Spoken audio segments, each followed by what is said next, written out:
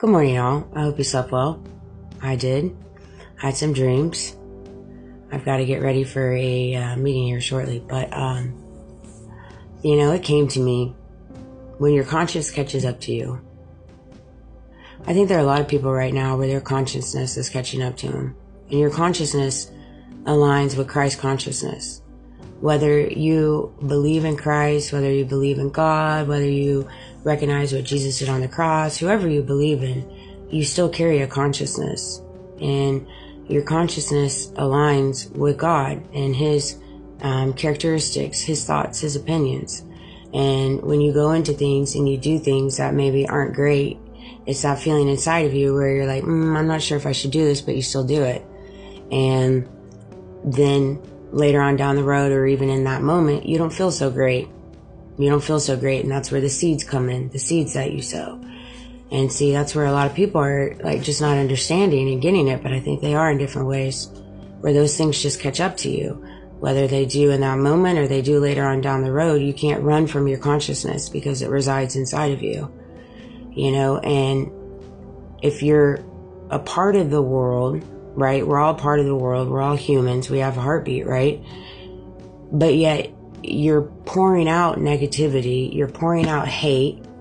You're pouring out lies and narrations and exploitation and monetizing and hate and crime and just all of these negative things. If you're out in the world pouring in those things are going to follow you inside your consciousness.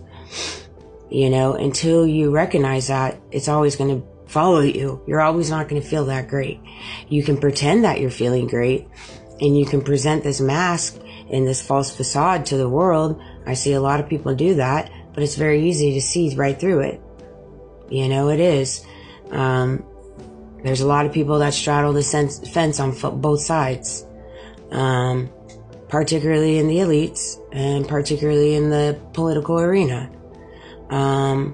Particularly in those that are extremely wealthy. And I hate to say that. I have nothing against people that are wealthy. I just want them to do better. Do better. Make better decisions. Lend a hand. Don't live above your means just for status quo. Recognize that we live in a broken world right now, and there's millions upon millions right now that can't afford to eat.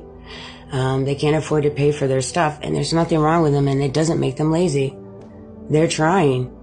They're trying in a system set up for them for them to fail.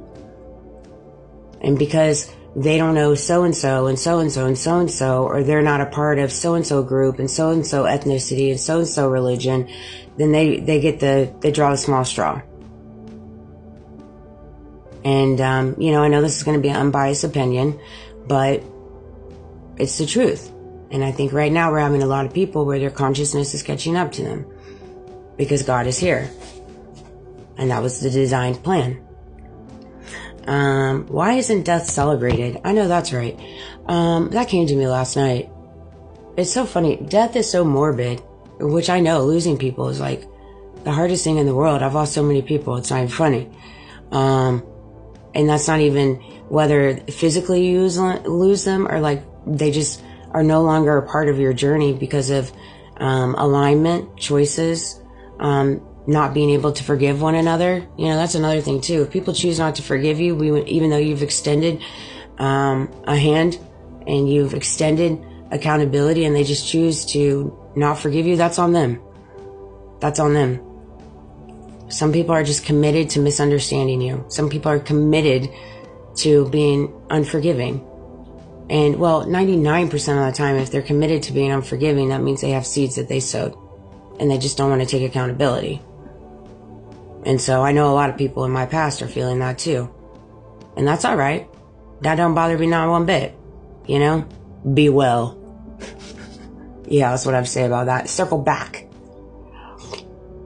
I'll circle back to you when you want to have an eye-to-eye conversation with me. Until then, you're just classified as a coward in my book. A little spicy, sorry, but man up. You went ahead and decided to come against me and my family. And then you had your little bots and your little flying monkeys do the job, which is something you're so good at. Because you had me do that while I worked for you. Take all the blows. while you look like Captain Save-A-Ho. Yeah, okay. Jeez. You have to recognize too, that who you lay in bed with is, something that can bring you down in different ways too. And I say lay in bed with, whether that's your significant other, but I mean like friendships, business deals, contracts, people of that nature. Like whoever you get in bed with, you have to understand that you will go down in the ship with them if you're not aligned. That's why you have to be very careful who you allow in your energy, who you allow in your world, who you decide to work for. And again, I understand we live in a world, money makes the world go round, and you need a job. I get that 100%. But for me personally, like I'm in a place now where it's like I can work at different employment offices or different businesses, but still carry morals, values, integrity at the forefront. 555, as they say that. Does it come with, some hate? Yeah. Does it come with some innuendos and some condescending remarks and stuff like that? Yeah, it does. Is it my favorite? No, it's not my favorite, but it's one of those things.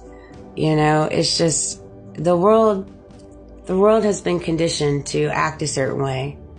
And the only way to see the world change is to be the change, is what I've come to realize. And I move forward to be the change, no matter what kind of lack comes with it. You know what I mean? But you have to be careful with those you get in bed with. I learned that the hard way too. Most definitely. 100%. 100%.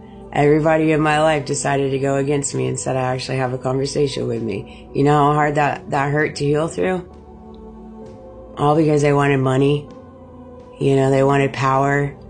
They just didn't like me. So they were committed to not even knowing the truth about me. And so it's hard. It is hard. It's a hard truth. It's a hard pill to swallow. I get it. But then you get to the other side and you recognize you don't need no one. You don't need no one but yourself. You, yourself, and I, and God, and the divine, and the Most High, they'll get you through anything.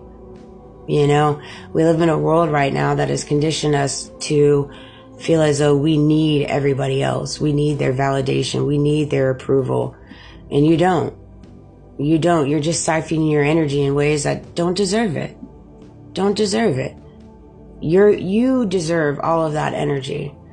So many people like to consider self-love or, XYZ as being conceited or this and that. And it's like, nah, you can keep changing the narrative. You can keep saying what you do because that's all you guys are good at.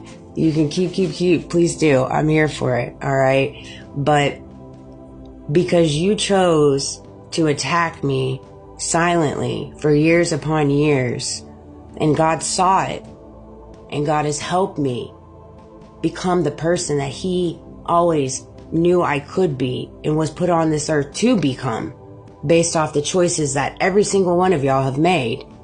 Now you're going to go ahead and flip the narrative as you've been doing my entire life. Well, go for it. Keep doing it. See how that's working out for you. Talk to God about it. Phone Him. Let Him know how you feel about it. I talk to God about everything, and it works out for me. I walk in peace. I don't walk in hate.